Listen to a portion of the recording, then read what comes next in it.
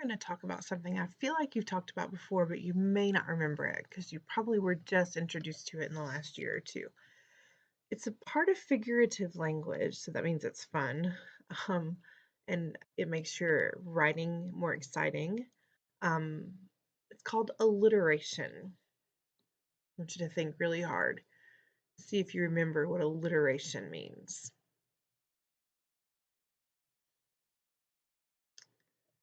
Alliteration is a form of figurative language when a group of words has the same beginning sound.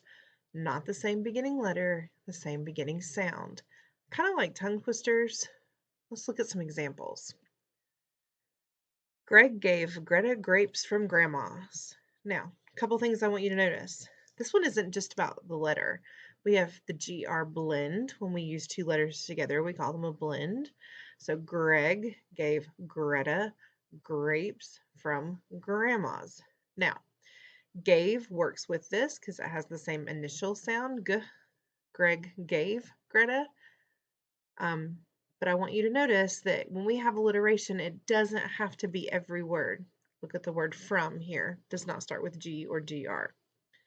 So it has to be most or many of the words in a sentence or in a phrase to make it alliteration.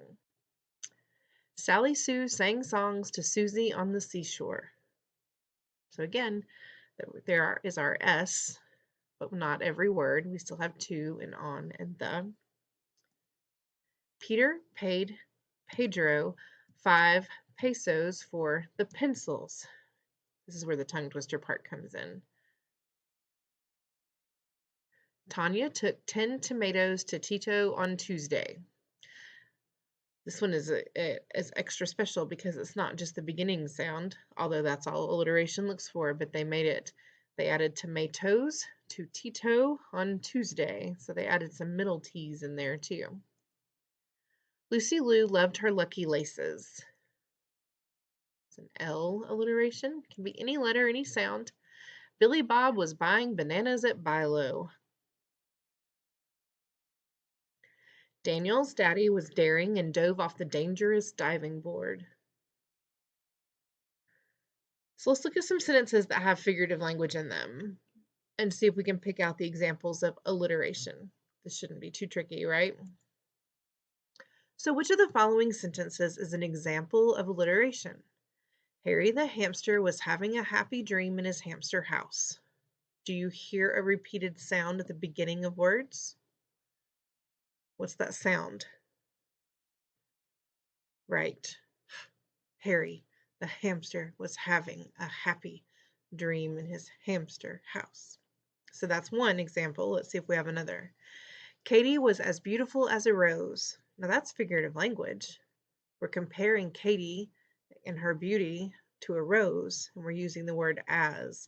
So we call that a simile. We'll come back to that soon. But it's not alliteration. Do you see any repeated beginning sounds? Just the A, really, right? As, a, rose. But as and A don't have the same beginning sound. Otherwise, it would be A's and A, and that doesn't work that way. So definitely not B. Let's look at C. I was so excited when I heard the ding dong of the bell. So we have two here, ding dong, but this is an example of an onomatopoeia, words that make sounds that the word should make. So like the doorbell should say ding dong. Ding dong is the sound.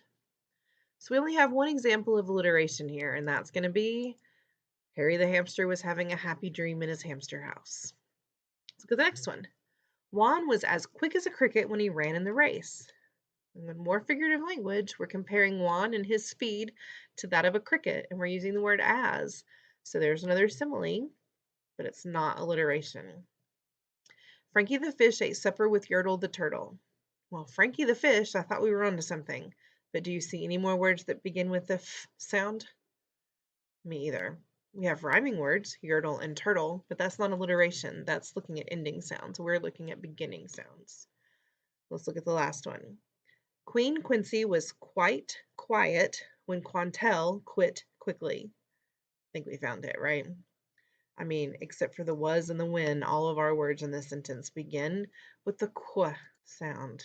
Remember, it's not about letters, it's about sounds. Let me show you what I mean. The sentence. Frank and Phil fought for the phone in Philly on Friday. What sound do you hear repeated at the beginnings of most of those words? F, right? But look, we have Phil, that doesn't start with an F, and phone, that doesn't start with an F, and Philly, which doesn't start with an F.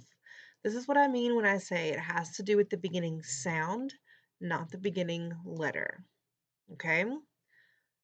Let's try one on our own or together, except for that I'm here by myself. Where are you people? Let's see. How about, oh, let's try this one. Check this out. If I say,